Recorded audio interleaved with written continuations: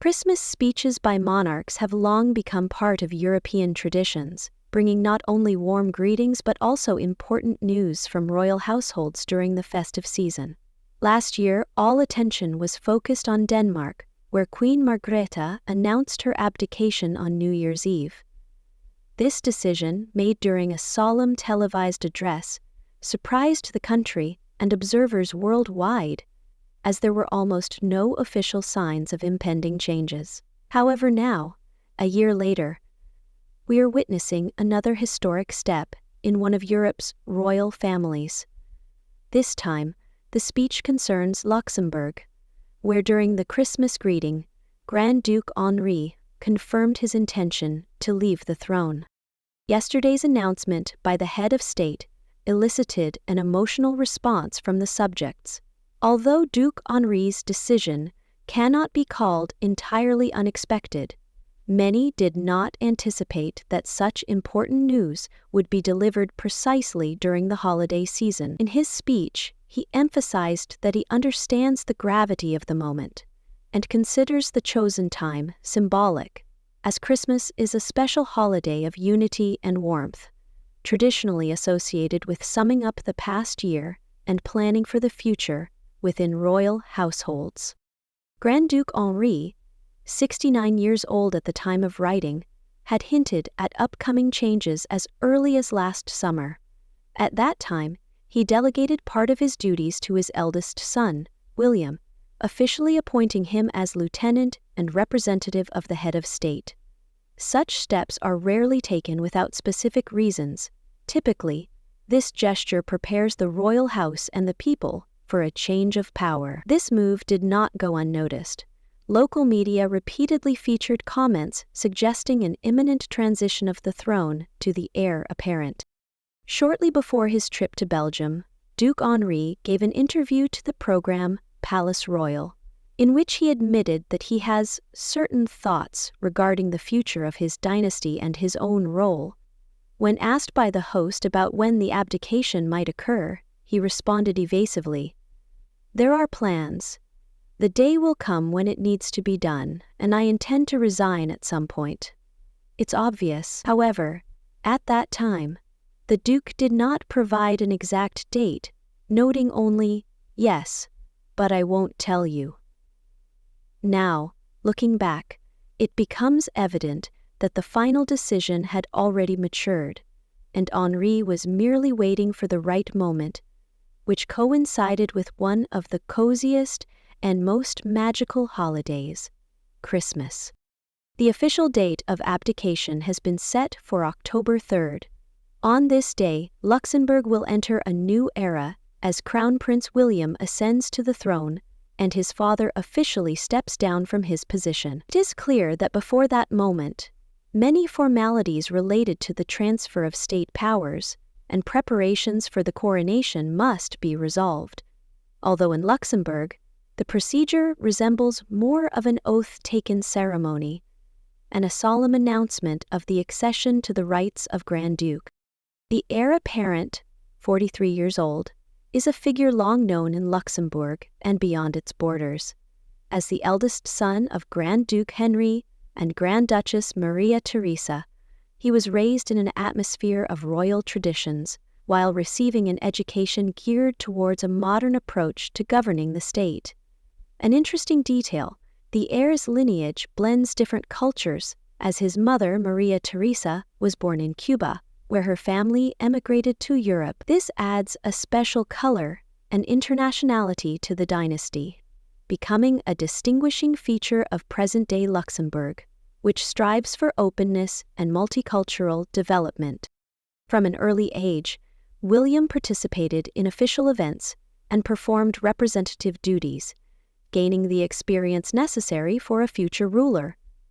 He graduated from the University of Angers, France, where he studied political science, and then continued his education at the prestigious Royal Military Academy, Sandhurst, in the United Kingdom. This academy is well known for producing heirs to royal dynasties and members of monarchical families from various countries, including British princes William and Harry, King Abdullah of Jordan, and his son, Crown Prince Hussein.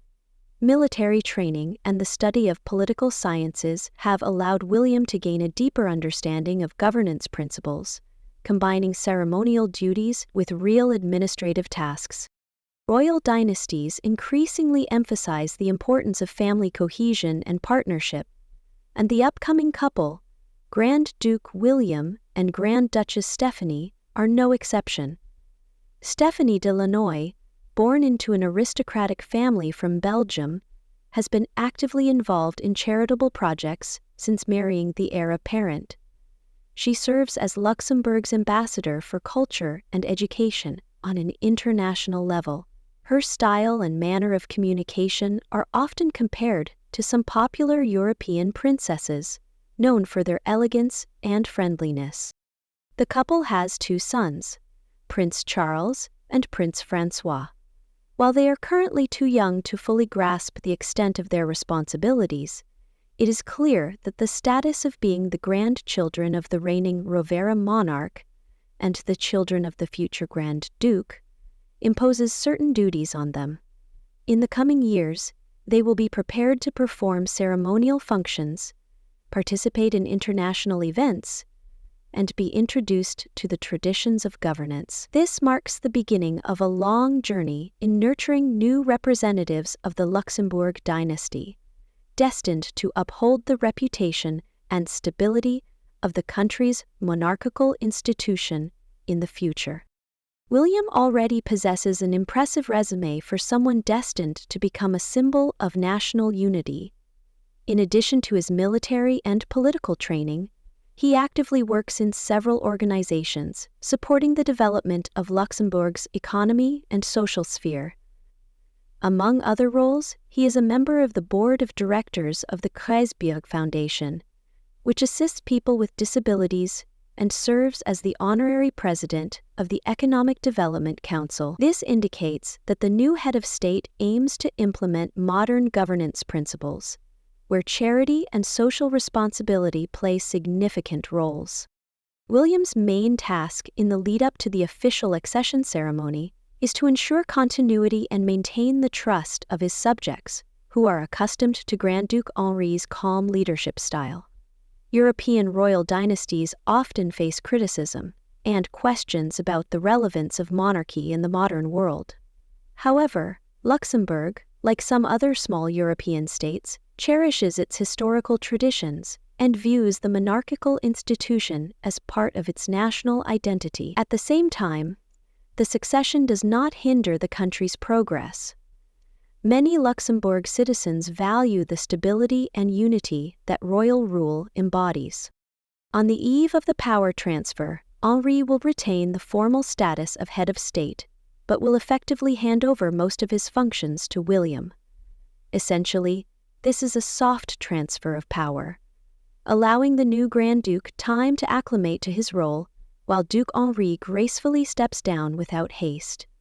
He will continue to appear at important events and hold meetings with state officials, thereby supporting his son and helping him strengthen his position as a future leader.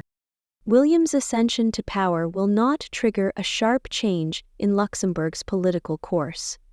Unlike absolute monarchies, the country's constitutional status implies that real governance largely lies with the government and parliament.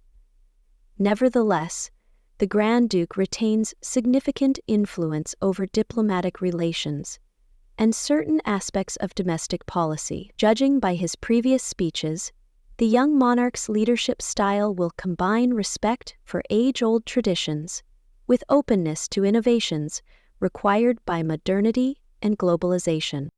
In a sense, these events resemble last year's situation in Denmark, when Queen Margrethe handed the throne to Frederick, aged 56. The similarity is evident not only in the unexpected timing, Christmas-New Year holidays, but also in how calmly and gradually the monarchs prepare their heirs for future responsibilities. European courts, despite all external changes, remain faithful to rituals and ceremonies, where maintaining continuity and supporting the people play crucial roles. While the world eagerly discusses the high-profile announcements and awaits Prince William's official coronation, Luxembourg itself is in a state of joyful and slightly anxious anticipation. Most of the country's residents support Duke Henri's decision and consider it timely. After all, a new ruler with a fresh perspective and solid preparation can infuse additional energy into the Grand Duchy's life. Local media in recent months have been abuzz with discussions about the upcoming changes, seeking comments from experts on royal house histories, politicians, and public figures.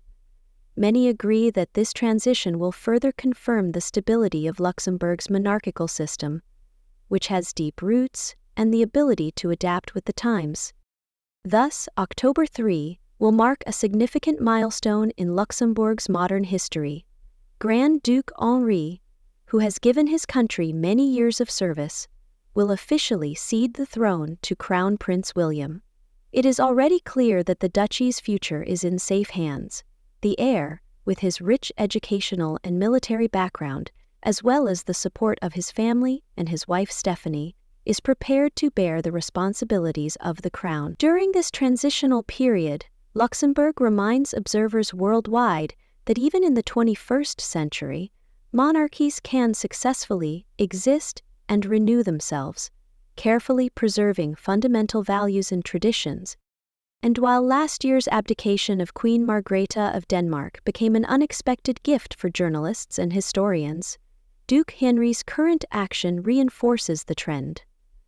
Christmas holidays are increasingly becoming a time not only for family warmth and celebrations, but also for significant royal decisions capable of altering Europe's political landscape. Well, in a year when much changes almost daily, such news only underscores that the old world royal houses remain residents of a real and dynamic world, ready to responsively look to the future and, when necessary, boldly pass the reins to the next generation.